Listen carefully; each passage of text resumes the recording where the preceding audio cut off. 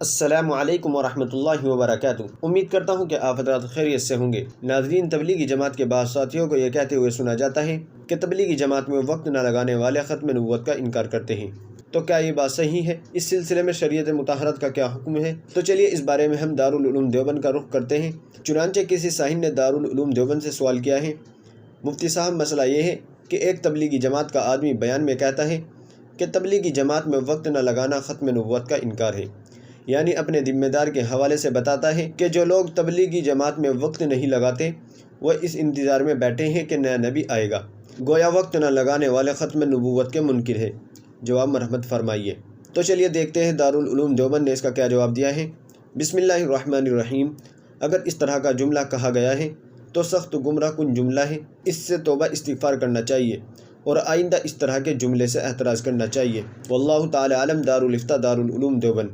ناظرین، امید ہے کہ مسئلہ آپ کی سمجھ میں آ گیا ہوگا۔